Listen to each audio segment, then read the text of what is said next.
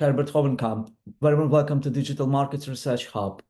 You are one of the most impactful and one of the most authoritative academics documenting, commenting on the history of primarily US antitrust law and policy, but given the prominent role of this jurisdiction in the global trend setting, your impact obviously goes far beyond the United States. I myself, as a PhD researcher, quoted probably 11 or 12 of your articles. It's the largest number of all my bibliography. But currently, I think our normative vision, or my normative vision, doesn't necessarily matches fit into your kind of constellation. So I'm grateful for the opportunity just to clarify and to learn more from you about what's going on in the US and beyond, and what are the trends. So Okay, we can obviously look at the past and at the future, but maybe we can start with asking you to offer a kind of a snapshot of the current situation in the US antitrust law and policy. What is going on? Where are we currently? Where are we moving? currently, antitrust is much less stable than it has been, particularly when compared to about 10 years ago. Uh, on the left, we have kind of a breakaway group that goes by the name Neo-Brandeisian or anti-monopoly. The right is pretty much firmly entrenched where they've always been. And I think the middle has been shrinking a bit, but it's still present. So there's a lot of different views. It makes legislation difficult to obtain. The judiciary is fairly conservative, and particularly the Supreme Court.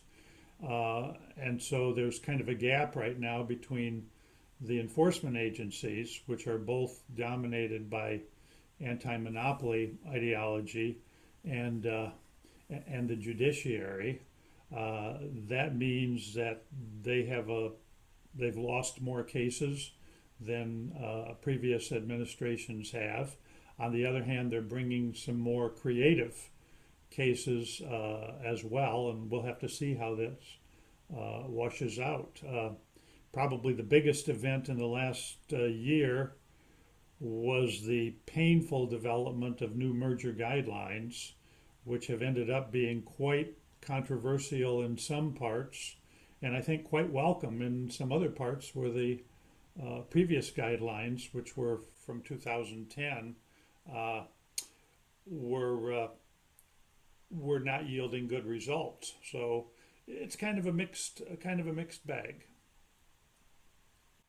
And as a follow-up question on the situation with the judiciary, do you consider as an academic that this is a healthy maybe side effect of democratic governance, that you have different opinions, different reasonable opinions, which dominate different institutions, and that's how we improve? That's kind of competition of ideas par excellence. Or is it something which somehow is rather ineffective and prevents the healthy development of the system? Well, a little bit of each, and it depends on how long a time period you look at. Over the long run, I think democratic divisions in economic policy and antitrust are a good thing. It helps keep antitrust on a straight road. The two the two extremes, I believe, both the left and the right, make pretty serious mistakes, and that division kind of serves uh, to even those out. The other thing about divisions like this, and particularly in a federalist system like ours, is uh, it becomes kind of a laboratory for looking at antitrust rules and seeing how well they work. Uh, and so you can look at things, but those are longer run considerations. In the short run, it is somewhat anxiety provoking uh, because, for example, the agencies face a lot of resistance when they propose more aggressive things. Uh, and, there's never you know, there's no dictator at the top that just declares what antitrust policy will be. I think that would be fundamentally a bad thing, even though it takes a lot of debate and dispute in order to get to a certain to a certain result. I mean, this is going to play out with the new merger guidelines. Right now, there's almost no judicial decision that interprets them, uh, but there will be more, and there's an open question of whether the courts are going to accept certain things in the guidelines that uh, will be controversial, mainly because they're not well supported in economics, although they do have uh, something of a history in antitrust law, particularly going back to the 1960s or so. And it will be probably a good opportunity for us to revert to the merger guidelines and to draft merger guidelines when we will be discussing in your constellation the left side of the story. But maybe we can start with the right one, with the right side of the spectrum, and obviously looking at something which appeared to be a consensus in 1980s, 90s, namely consumer welfare standard, and which appears to be now almost like a straw man, which everybody somehow criticizes for being so self-evidently wrong. You were never kind of the strong opponent of a proponent of consumer welfare, but yet now when the pendulum moves to the opposite direction, you still keep trying insist that we shouldn't throw the baby with the water, so to say. Can you elaborate? Is it a Yeah, correct okay. Well, description? first of all, there are two versions of consumer welfare. There was one that was promoted in the late 70s and 1980s, mainly by Robert Bork and Oliver Williamson as an economist. The problem with that version of consumer welfare is it advocated for lower output and higher prices on the theory that efficiencies would outweigh those effects and that welfare would be improved even though prices were higher. So that's kind of consumer welfare one. Then in the latter part of the century, around the turn of the 21st century, uh, a new interpretation of consumer welfare emerged, which is closer to the one we use today, which is that consumer welfare favors high output, low prices, and unrestrained innovation. That's basically the, I think, the best working definition of consumer welfare today. If a market moves towards uh, lower prices, higher rates of output, and is more open to competitive rates of innovation, that would be furthering consumer welfare.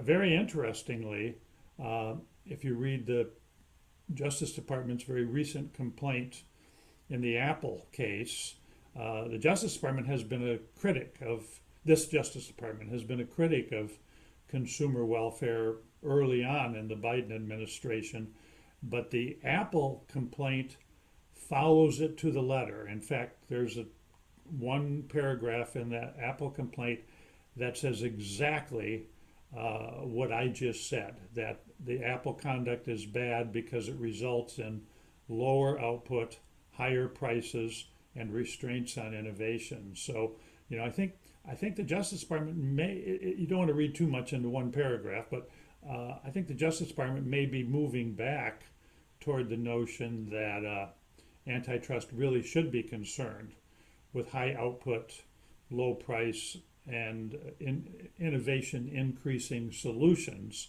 and that the consumer welfare standard may not be such a bad thing after all.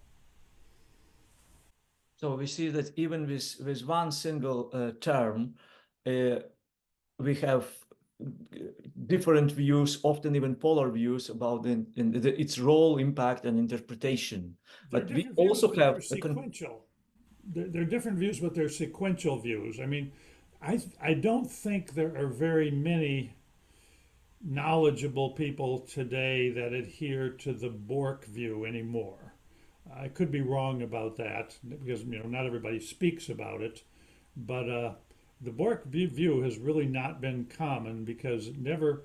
I mean, whether by cause or simply by coincidence, uh, the adoption of Bork's view of consumer welfare was associated with much higher margins. We've had higher price cost margins than we had in the past, relatively high prices, relatively slower growth, and really a very unfavorable set of circumstances for labor. And like I say, you don't want to blame too much of that on antitrust, but the Bork vision of consumer welfare just did not get the job done. And I think the current consumer welfare rules address those things in a much better way because of their focus on higher output solutions. And the current trend, at least in the European Union, the UK, is to look at competition policy or try to conceptualize it not in isolation, not as an end in itself, even if focused on something external, consumer welfare, but rather in harmonious coexistence with other societal interests and policies. What is your view? Is it a feasible modality? Is it something which would lead to kind of the cacophony, hodgepodge of different interests competing constantly with each other, or it's inevitable choice which we cannot avoid? I'm suspicious and somewhat leery of it, and I'll tell you why. Antitrust is not the only legal tool we have. It's one of many. And there's a move today in U.S. antitrust as well to make it kind of a Swiss Army knife with 20 blades in it. So you can use antitrust to make environmental policy. You can use it to take care of wealth distribution issues. If antitrust tries to do too many things, it just ends up doing all of them badly. And I think things like distribution, that's best taken care of through the tax system. In the U.S., the Small Business Administration that helps smaller businesses. But if you give antitrust the duty of both promote competition but also level the playing field, and then take some of these other problems, whether environmental or having to do with privacy, for example. If you give antitrust that broad a task, it's going to be enmeshed in a large number of contradictions. Now, remember, we've got one very big institutional disadvantage in the U.S., which is that in private antitrust actions, we have jury trials. And juries are not good institutions for making complex, multifaceted economic policy. I think juries work very hard. They try very hard, but they're not experts, and they're being fed conflicting information by two sides, the plaintiff side and the defendant side. And in that context, I think you have to keep it fairly focused. But the concern goes beyond the jury. The mandate in the U.S. antitrust laws basically points to roughly three concerns. One is restraint of trade, that's Section 1 of the Sherman Act.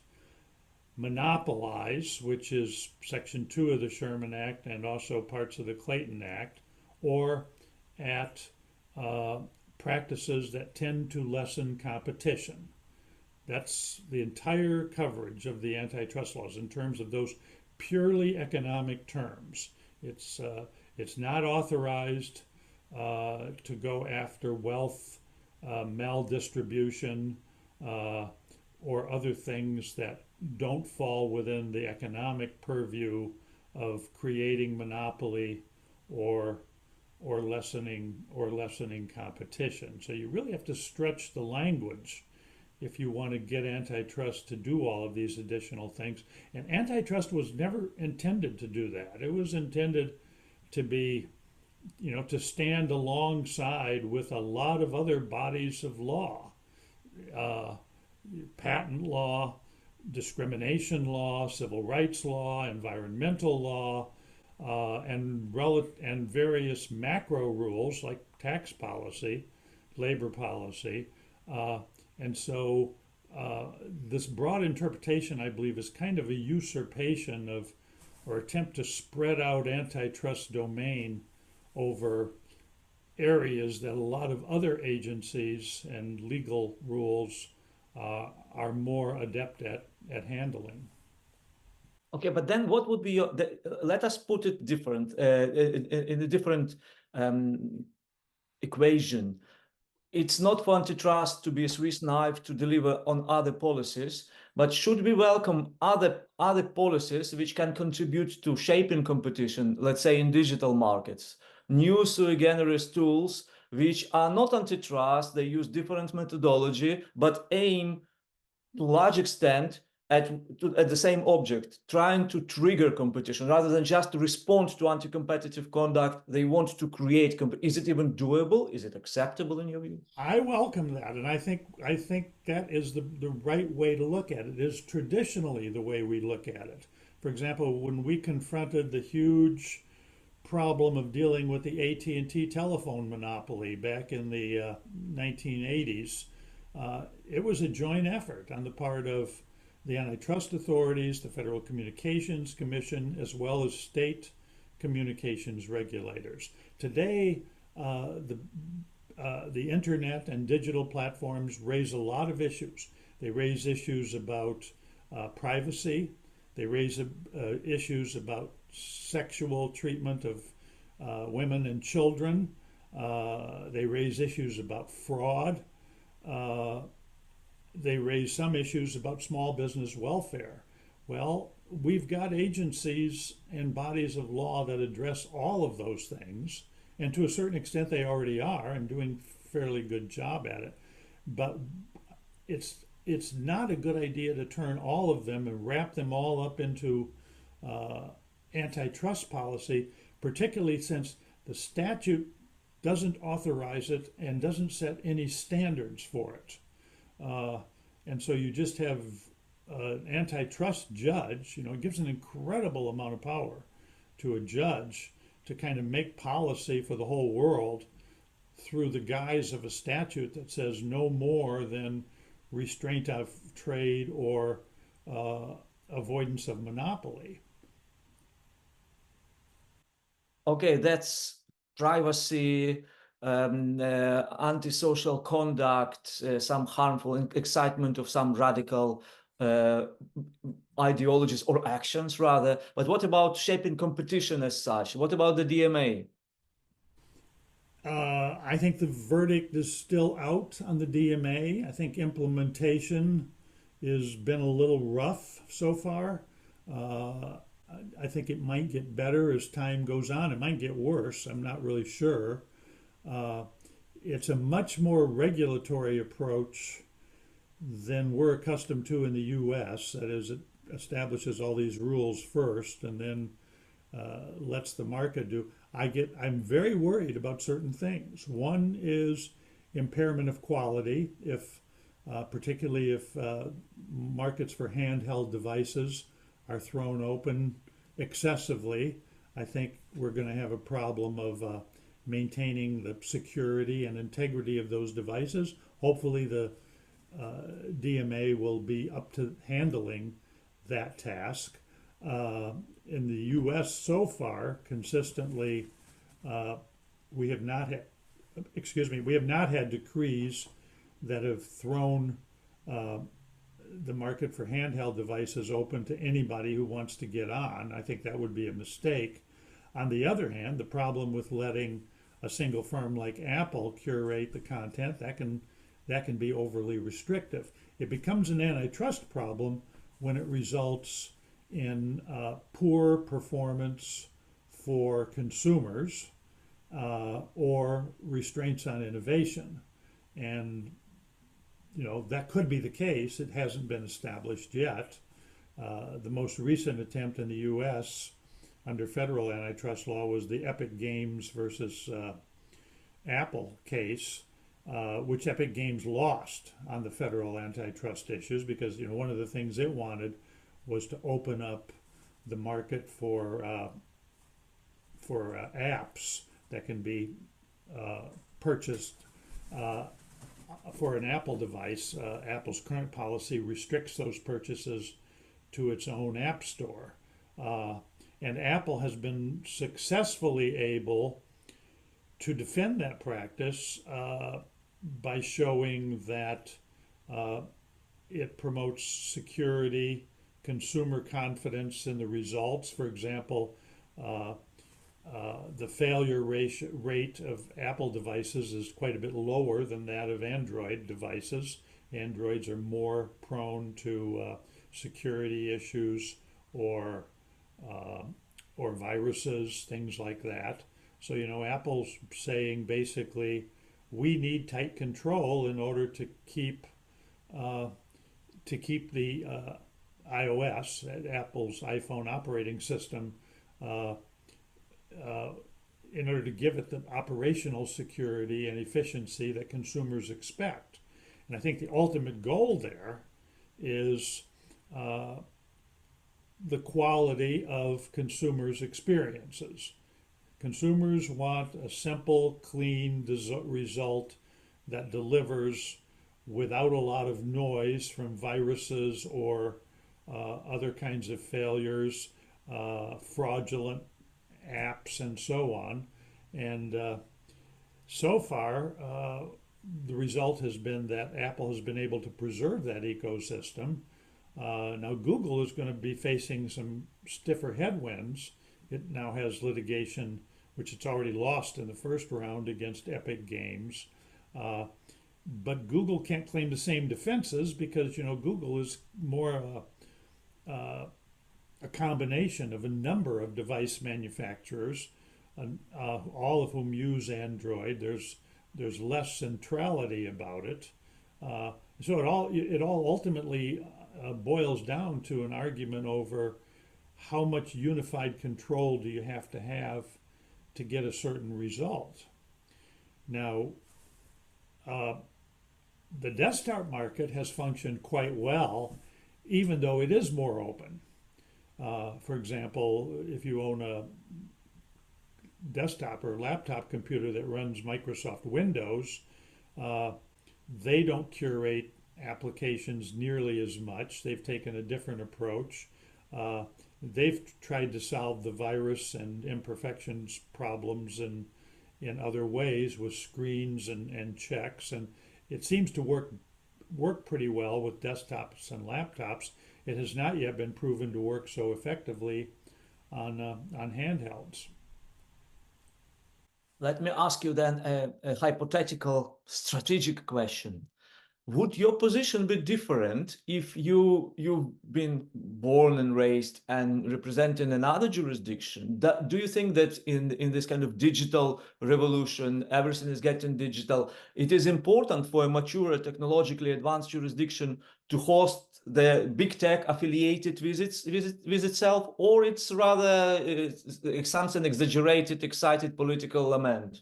I think it's important for nations and economies and even advanced economies to develop policies and then keep dialogue open so they can compare the results. For example, right now, all US eyes are on the implementation of the DMA in Europe. They want to know, is this going to be an improvement in consumer experience?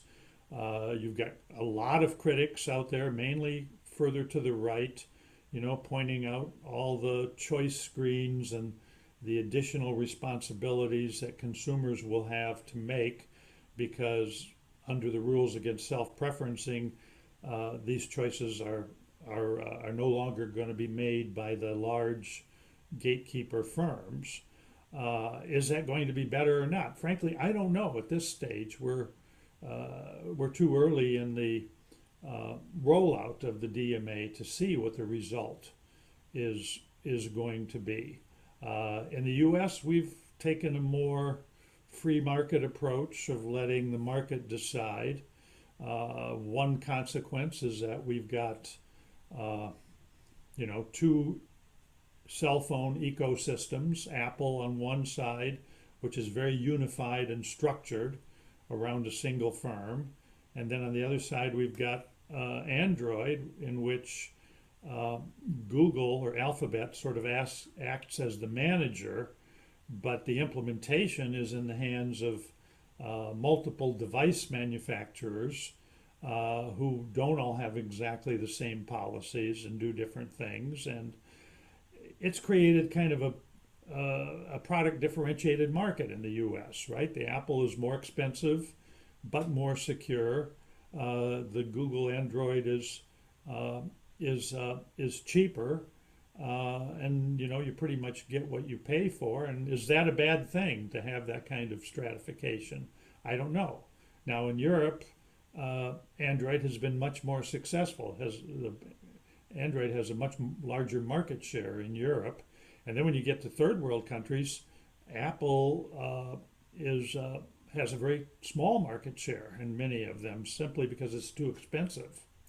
So you know, I if let me just I'll finish up saying it this way: if the only thing the government's suit against Apple accomplishes is to make Apple look more like Android, I think it will have been a failure. If you know, if by opening it up, we simply create a second ecosystem which is more open but also more prone to failures, then I don't think that will be a success. Now, I think I would feel differently if Apple were the only system we had. You know, if Apple's relatively closed system were the only one and everybody was stuck with it, then I think a little bit more aggression might be in order, but that's not the case. When you decide to invest in a cell phone in the US, you have your choice. You can buy an Apple, which will cost you a little more, or an Android, which will generally cost you a little less. Uh, and that system has been in a fairly good equilibrium. And I don't see, you know, any huge competition-based reason for changing it. The Epic Games litigation did quite a bit of analysis of things like the extent to which customers knew what they were getting when they originally decided whether to buy an iPhone or an Android. And the answer is most of them did. Most of them already knew that Apple was more restrictive, but it had a better performance record. And so that was a choice that a consumer had. And I think preserving that kind of choice is a good thing. Now, if all the DMA ends up doing is homogenizing everybody, so to eliminate that type of product differentiation, I would not regard that as a success. Let us move back to antitrust. You have in the United States quite a few high-profile cases pending currently, which concern digital advertising supply chain. Do you think it is feasible, it is plausible, and it is necessary to have on the table the option of structural remedy, or is it something which would go too far, implying yet that the importance of digital advertising is hard to overestimate these days? I think one place where structural remedies are justified is undoing of mergers. So, for example, the Facebook case contains claims that Facebook's acquisitions of WhatsApp and Instagram were illegal.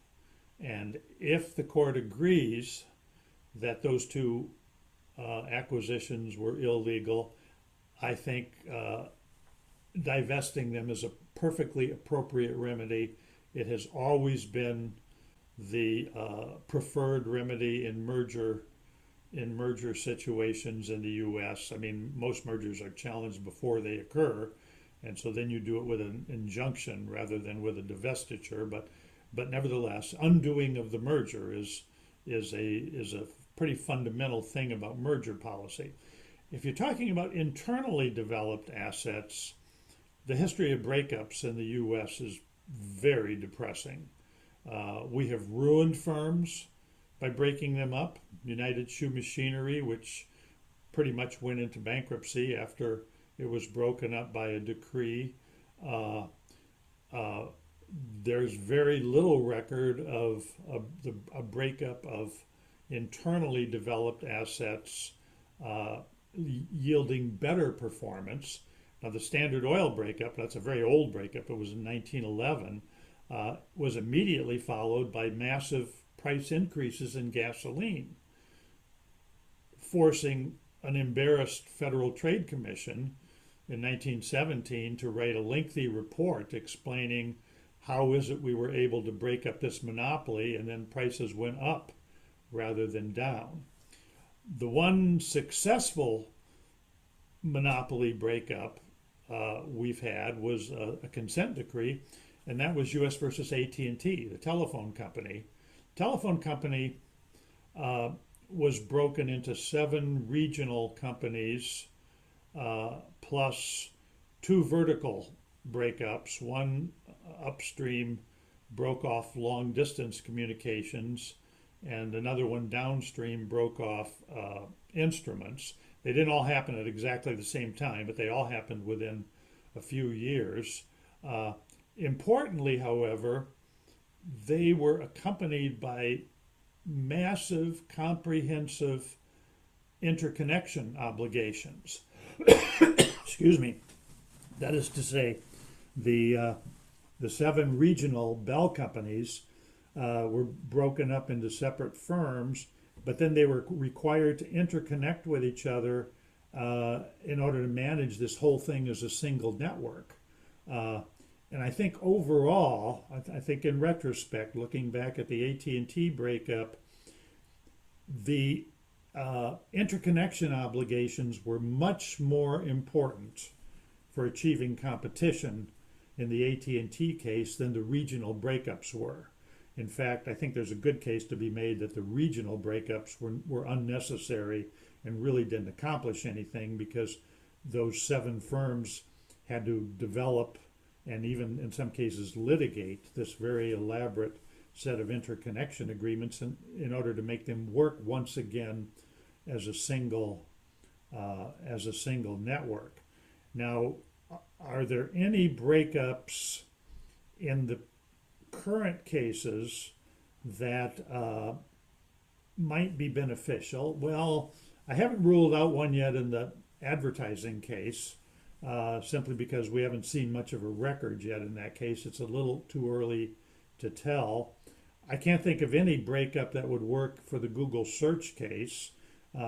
You can order Google to sell off Alphabet to sell off Google search, but that just transfers the monopoly to a different firm, and it's still a monopoly. It's really very difficult to share search. You can't break it into 2 different pieces.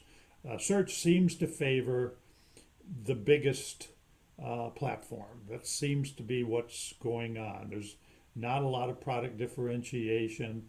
Very well financed companies like Microsoft with its Bing search engine have been barely able to break 3% or so market share. So, I think none of these decisions is final, but it looks right now like the biggest search engine is also the best functioning one. So in other words, search is a natural monopoly. It's going to gravitate towards a single firm, and as a result, I think breaking it up is not a very fruitful approach. Let's see. With Apple, the government is not requesting any kind of breakup, and if you look at the practices, they pretty much involve product design things, like the things we were just talking about, keeping the platform exclusive to Apple's own system. I can see some injunctions in the future that would force some of those things open. I don't see any possibility of a breakup there that would make people better off. The federal courts have an enormous power to break firms up. The trick is to break them up in such a way that consumers, labor, and other protected constituencies are better off. And that's not very easy to do. Oh, and then finally on Amazon, I think there's no breakups in the cards there. once again, the government is not requesting a particular breakup. Uh, Most of the claims go to various types of contractual arrangements, like how Amazon, uh, the conditions that Amazon sets for Amazon Prime. If you want to be a third-party merchant and have access to Amazon Prime, that's a feature where you can pay an annual fee and you get cheap, fast, and free shipping. Uh, and it's highly sought after by the many third-party merchants who sell on Amazon. And one of the claims is that in order to have access to Amazon Prime, merchants have to agree to Amazon fulfillment services, which means that Amazon takes care of shipping, in some cases inventory, and things like that. Amazon's defense is kind of the same as the Apple defense, which is if we leave all of these merchants to do their own shipping and customer relations, we can't guarantee what Prime guarantees, which is something like 24-hour delivery guaranteed. You buy an Amazon Prime, you get a guaranteed delivery time, usually 24 hours, can be less in some cases. And they said, we can't guarantee that if we've got 6,000 merchants each doing their own shipping, and that will have to be litigated. I think if Google can show that if it has not had a successful experience letting independent merchants do their own shipping, then Amazon will probably win on that particular issue. If not, it could go the other way. I will tell you one thing, and that is, eBay. Why is eBay so much smaller than Amazon? Well, I think one of the reasons is that eBay has traditionally had a much more laissez-faire policy with respect to individual merchants.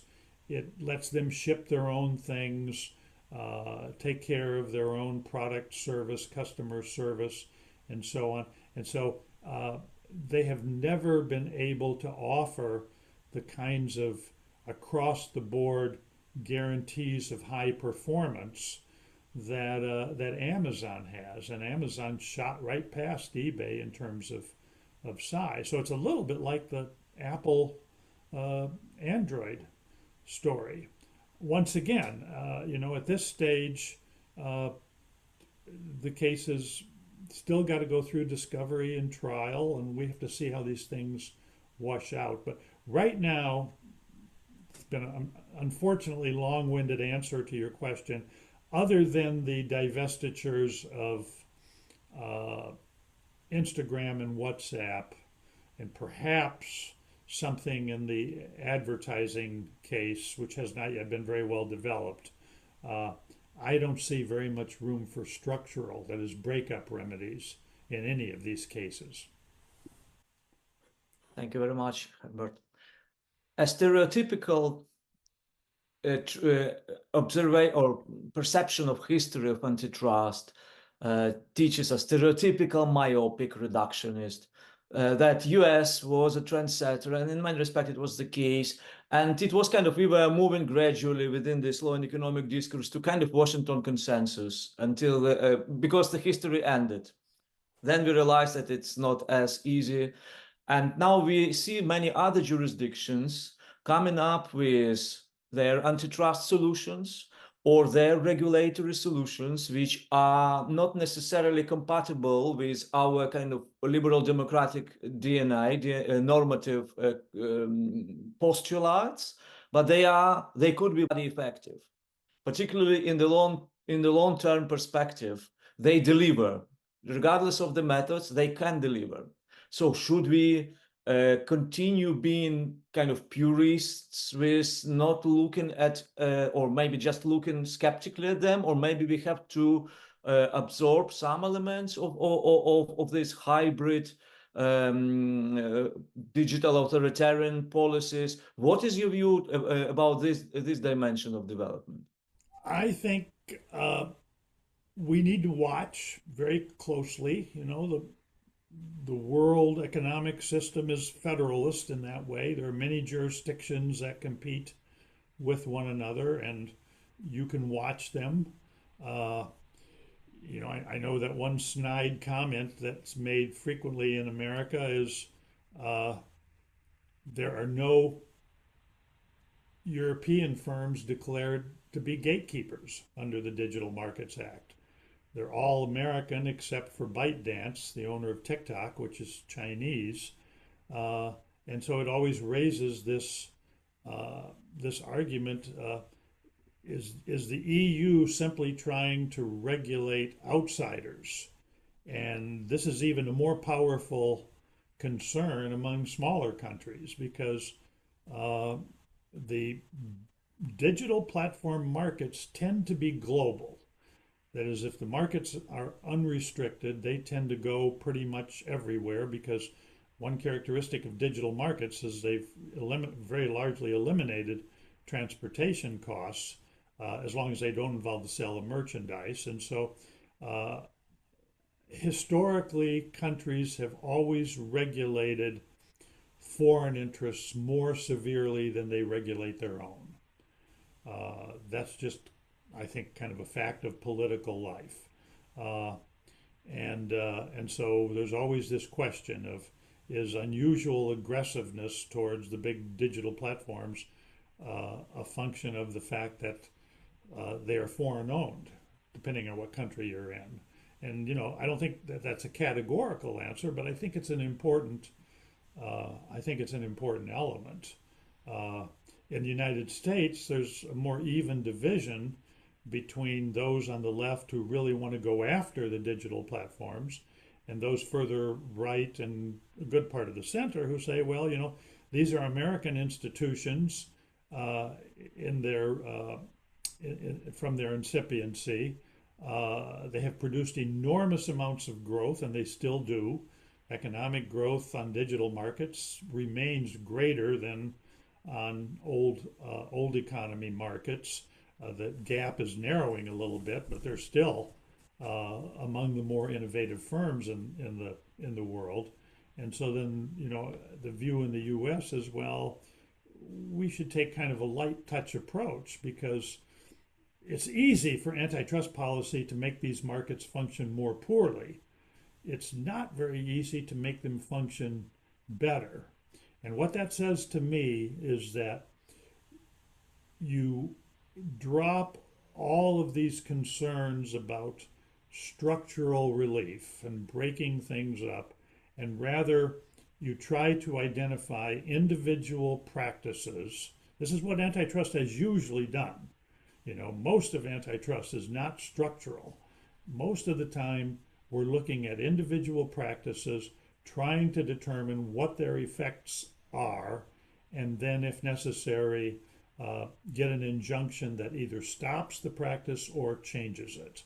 So, for example, in the Google search case, it's quite legitimate for Judge Maida looking at that to say, well, we should get an injunction against these large payments that Google is making to companies like Apple to adopt Google search as the default search engine.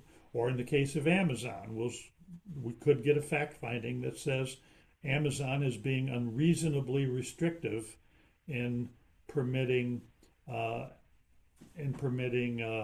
access to Amazon Prime. This is merchant access to Amazon Prime only to those who also use Amazon fulfillment services, which are frankly fairly expensive.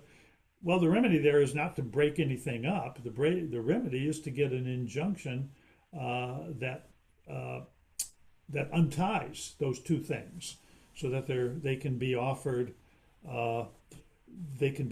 separately. And I could go on with that story, but I think one place I think our agencies did not do very well is all of these big antitrust cases, all four of them, Alphabet, Apple, Amazon, and what was then Facebook, now Meta Platforms, they were all brought mainly under Section 2 of the Sherman Act, which is the monopolization provision. That is the principal structural position outside of the merger context. And I think a better way to go after antitrust in the big platforms is pretty much the way we do it with everybody else, which is we look for individual practices. For most of them, Section 1 of the Sherman Act, restraints on trade, is the better vehicle to use. And for most of them, the remedy is either an injunction that stops a certain practice, or else an injunction that modifies that practice in a certain way to solve any competitive problems it creates, but not a breakup. We started our conversation with looking at the shortcomings of consumer welfare standard. So looking at the shortcomings of the right.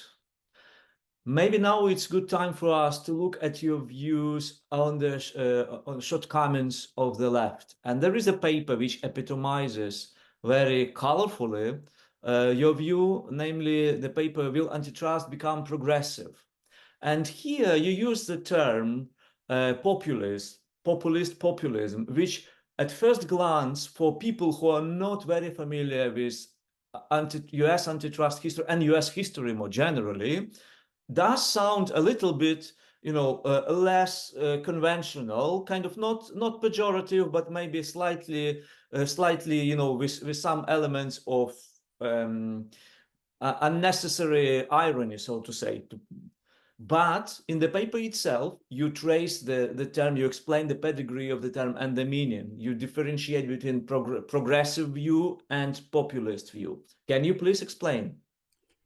Populism, yes, thank you. Populism is a very powerful movement in American politics, although it has been just as powerful in European politics over history. It tends to depend on strong leaders who've identified people are unhappy about some kind of situation. Typically, then they point back in history at some earlier time when they say things were better. And it becomes kind of a concern or a throwback to let's turn the clock back and go back to this earlier time period. That was the essence of the movement, the populist movement in the U.S. in the late 19th century, mainly directed against the railroads. And a lot of people would really wanted to run the railroad out of town because it hurt them. The railroads opened up markets, so it meant that a lot of people were facing a lot more competition than they had when ground transportation was limited to horses. So they wanted to roll things. They wanted to roll things back. There was a huge populist surge in the 1930s against the chain store, basically department stores, but particularly grocery stores that own multiple stores. And they were devastating for small family-owned single store operations. And it gave rise in part to things like Huey Long of Louisiana, a very strong populist leader who wanted to kick chain stores out of Louisiana in order to protect small single family operations. But frequently, not always, but frequently, populism in the 20th and 21st century has manifested itself as some kind of resistance to a technological development that is threatening, typically because it opens up markets, brings more competition in, or something of that nature. And my concern with anti-monopolist populism today is that it is very much an attempt to kind of idealize a period in American history, I will say roughly 1935 to 1970. So this is basically the tail end of the New Deal and the couple of decades following that through World War II. That period was characterized by a fair amount of protectionism for small business.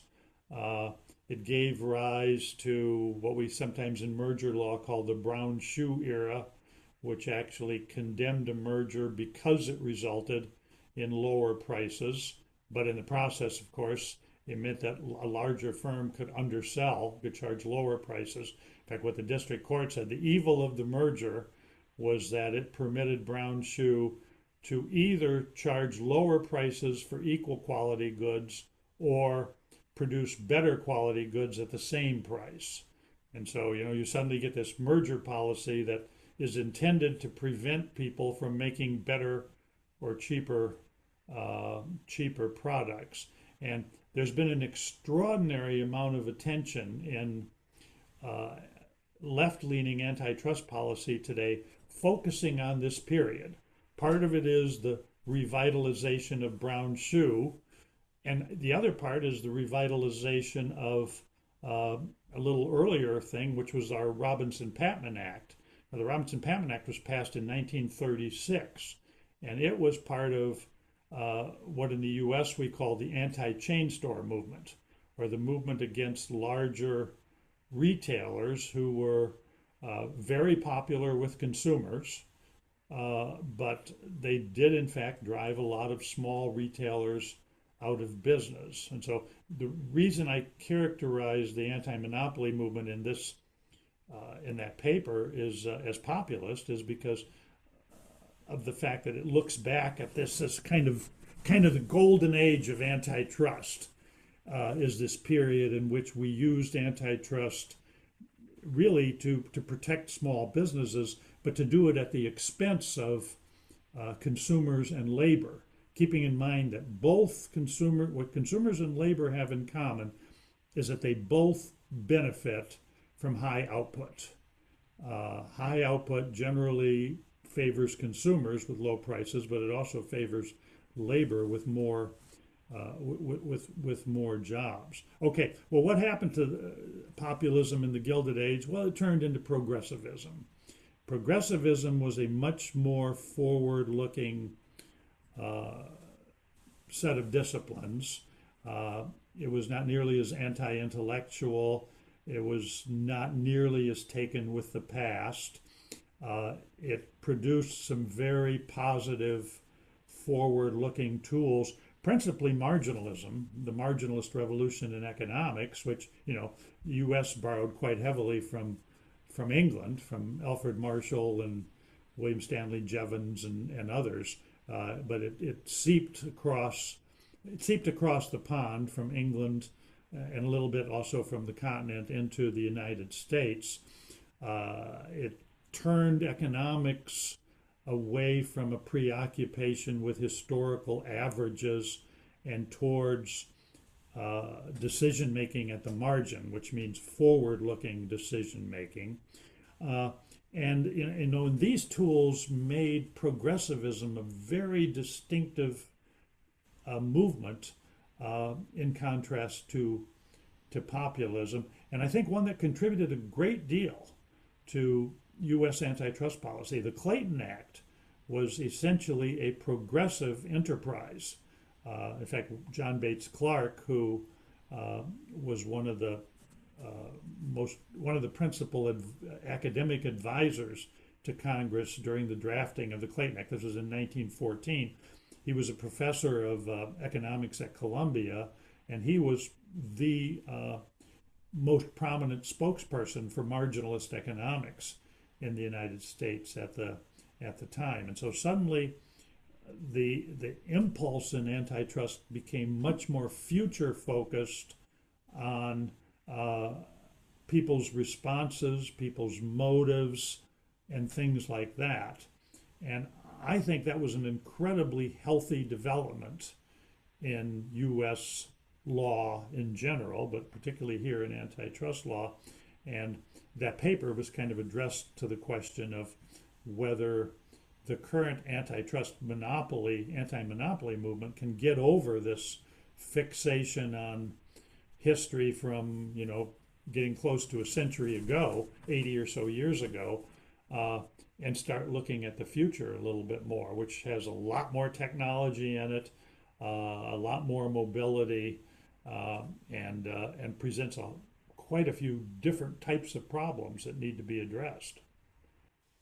And another aspect which you have addressed in this paper was the perception of economics by anti-monopolist movement. And you have identified three mistakes. How very often economics is being associated. Well, we have exaggerated the role of economics 20 years ago, believing that competition policy is kind of formulaic, axiomatic, discovery, toolkit for discovery the truth, like law of nature, so to say. But now there is a danger of somehow neglecting the importance of economics embedded in these three stereotypes. Um, Not to cast blame too narrowly, but I think most of the hostility to economics in the anti-monopoly movement in the US is a consequence of the Chicago School. Chicago School, for a lot of people, gave economics in antitrust a bad name because it was very free market oriented, took a very negative view of regulation and any kind of interference. And as a result, it proposed an extremely narrow set of antitrust approaches. For example, Robert Bork thought there really shouldn't be any law at all of vertical practices. He thought that mergers should be legal right up to the point that they created firms with very large market shares in the 60 to 70% range. But uh, hardcore Chicago School economics, kind of extreme neoclassical economics, it added a lot of rigor to antitrust, but in the process, it made violations extremely difficult to prove. And today I still see it today that among anti-monopolists, the real attack on economics is an attack on the Chicago School. Well, the thing is, the Chicago School has not been dominant in U.S. economics since the late 80s or 1990s, and it certainly has not been dominant in antitrust. The economics today is more institutionalist. It's much more willing to embrace market failures and much more, as a result, willing to embrace the possibility of antitrust correctives to those things. Uh, and I think it remains essential.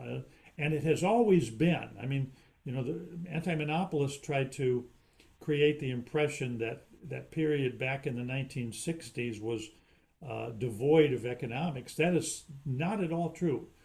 The Robinson-Patman Act was economically illiterate. That's true. But when you start looking at things like merger policy, the Brown Shoe case was decided in 1962. A year later, in 1963, the Supreme Court decided the Philadelphia Bank case, which cited more antitrust economists, 7 to be exact, than any antitrust decision in U.S. history. It relied on them and adopted a rule about mergers that was largely consistent with the rule that those 7 economists recommended. And the fact is, their views were different than the views that most economists have today. They were more structuralist back in the 1960s. The Harvard Structuralist School was ascendant, and they were all members of that school. One of them, George Stigler, started out as a member of that school, and then he drifted rightward and became more of a Chicago School economist later on. But antitrust in the U.S. has always been uh, dominated, not exclusively, but has had a very large share of economics policy. And today it's critical to understanding things like the impact of mergers, uh, the impact of consumer harm. Although I always tell my students one thing about economics and antitrust, and that is, first of all, there's two pictures of economics and antitrust. If you look at the academic literature, it can be extremely technical, very wide-ranging. Uh, on the other hand, if you look at the economics that's actually used in antitrust litigation, it tends to be much more narrowly confined. It's more well established, less controversial, uh, and I think its principal feature, frankly, is to prevent people from making dumb mistakes. Economics is a useful way of looking at questions about the kinds of practices that will tend to encourage lower prices or higher output. It provides us a set of tools for analyzing things like efficiency claims. What you get instead when you look at the anti-monopoly movement, you get all these unsupported allegations, that efficiencies don't exist or we should ignore them. Well, everybody knows that's not true. Uh, sure, they exist. It takes a little bit of technique in order to ferret them out, determine their causes, but uh, these are important tools that economics can provide. And I go back to a point I made earlier on, which is that the language of the U.S. antitrust statutes uses economic terms to describe the harms that it condemns: monopoly, lessening of competition, restraint of trade, which means reduction in output. Those are all essentially economic terms, and there's no thinking in either the Sherman Act or the Clayton Act that developing the law under these issues somehow requires abandoning economics. You mentioned in your answer your messages to students, and we usually close these conversations with asking the guests to provide some recommendations to those who start their academic or practice career in the field of competition law. But before asking you to share your experience and offer some valuable advice, maybe the last question about the importance of electoral cycles in changing or shaping antitrust policy in the United States, and what should you, as a historian, not only as a, but you trace the history of antitrust cycles maybe, so how would you see the following years, maybe depending on the political reality? Well, that's a good question.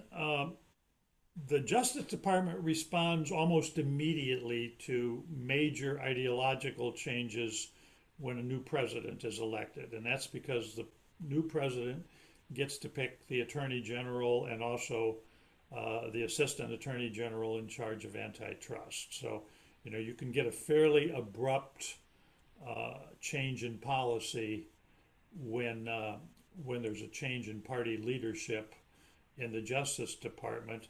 Uh, do I think the 2023 merger guidelines are somewhat vulnerable if Mr. Trump wins the election? I think they could be. I'm not ready to make that prediction yet, but I think they could be. And there's a history of new administrations withdrawing statements that previous administrations had drafted. The vertical merger guidelines were issued in 2020 in the last part of the Trump administration, and they were withdrawn very soon after. During the waning year of the Bush administration, the Bush administration issued a set of guidelines on monopolization, and one of the very first things the Obama administration did when it was elected was it withdrew those guidelines. So there's a possibility, there's some vulnerability there. Now, the Federal Trade Commission has 5 members. Only 3 can be from the same political party, and also they have fixed terms. Uh, so, things don't happen immediately when there's a change of party in the White House, but eventually, and within the course of 4 years, and certainly within the course of 8 years, uh, you would get a lot of turnover in the FTC as well. So I do anticipate some changes in direction if Mr. Trump wins the election. Now, of course, if Biden wins the election, if President Biden wins, I see no reason to think that he's going to affect major changes. He is getting a little bit of pushback from people who think he went a little too far left with antitrust, but I'm not sure that's going to have much impact on his decision. But yeah, this election could pose some significant changes in antitrust policy. And now we can probably finish with offering your recommendations to students. My recommendations to now my focus is on U.S. students because they're the ones I know well. By the way, we have a large LLM program at Penn, and we bring in a lot of students from all over the world. But my recommendation to them is uh, try to take a couple of economics courses as undergraduates. It certainly can help later on. Uh, and then when you're in law school, I think you need to, not only take antitrust, you need to take things like patent law or intellectual property law course. Today, there's a huge intersection between competition law and intellectual property law. I think it's important to take administrative law because so much uh, of U.S. antitrust law is carried on through the administrative agencies. Uh, at Penn, uh, we have about 4 antitrust courses. Some students take all of them, some take 1 or 2. Uh, and also our antitrust curriculum is shared to a certain extent with Wharton, which is the business school. I have an appointment there as well. And those are business students, not law students, but they have a similar interest in needing to learn antitrust. I think I will tell you one thing, although I've had my differences with the anti-monopoly or the neo-Brandeisian movement, they have sparked an interest in antitrust. There are more students who want to take antitrust today than there were, say, 10 years ago, and I attribute at least a portion of that to the popularity of the anti-monopoly movement. Herbert Hovenkamp, thank you very much indeed for this really informative conversation. Thank you. Thank you for the opportunity. I really appreciate it.